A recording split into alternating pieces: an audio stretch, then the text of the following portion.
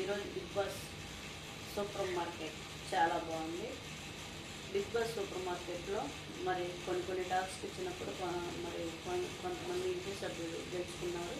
కొన్నిటిని మంచిగా వాళ్ళు గెలుచుకుని వాళ్ళు ఉపయోగించుకున్నారు. దీంట్లో ఉపయోగించుకున్నది ఎవరెవరు అంటే యశ్విని, నైనిక వాళ్ళ టీము ఉపయోగించుకున్నారు.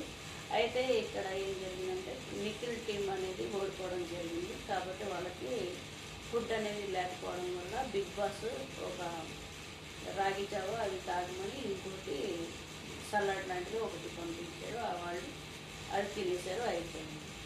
మణికంఠ వీక్ అనుకున్నాం కానీ చాలా స్ట్రాంగ్ అయ్యి తన ప్రతి గేమ్ని మంచిగా సరదాగా ఫన్గా ముందుకు తీసుకెళ్తున్నాడు. నేను ఫస్ట్ రోజు అనుకున్నాను వీడేంట్రా చాలా తలెత్తుగాడు అనుకున్నా, కానీ మామూలు నార్మల్గా అనుకున్నా, కానీ మంచిగా ఆడుతున్నాడు.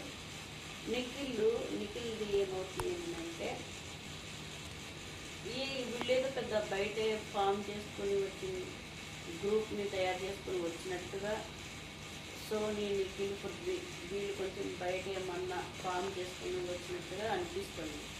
టైటిల్ విన్నర్ ఎవరనేది వాళ్ళే డిక్లేర్ చేసేసుకుంటున్నారు. అయితే వీటిలో నేను అర్థం చేసింది ఏంటంటే నిఖిల్ లాగానే ఉన్నాడు. అంటే తను పర్సనాలిటీ అంతేమో నాకు తెలియదు. గేమ్ మంచిగానే ఆడుతున్నాడు. కానీ ఈరోజు సోనీకి నిఖిల్కి కొంచెం మనస్పర్ధలు వచ్చింది. కాబట్టి వాళ్ళు కొంచెం వెడంగా ఉండాల్సి వచ్చింది, అయిపోయింది.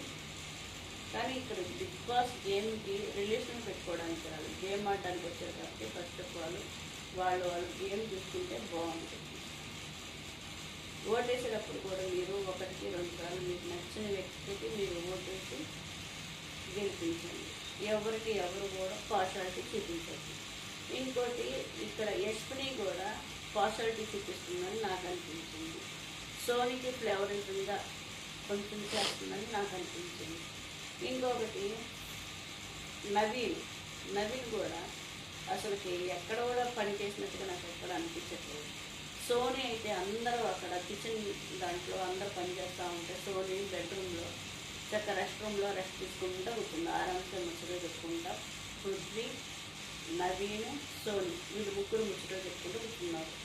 ఇదొకటి అయిపోయినాక ఇంకోటి టాస్క్లో మణికంఠను సీత మంచిగా ఆడేది.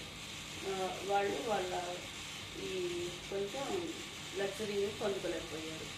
ఇంకోటి ఈ వారం ఏం జరిగింది, ఈరోజు ఏం జరిగిందంటే ఇంకోటి ఆత్మహత్య.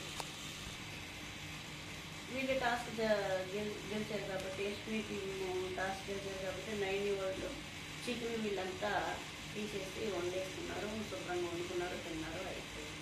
నా వీళ్ళు దీన్ని పాయింట్అవుట్ చేసి మా చికెన్ తీసేసుకున్నారు అని నా వీళ్ళు మొత్తుకుంటూ ఉంటారు.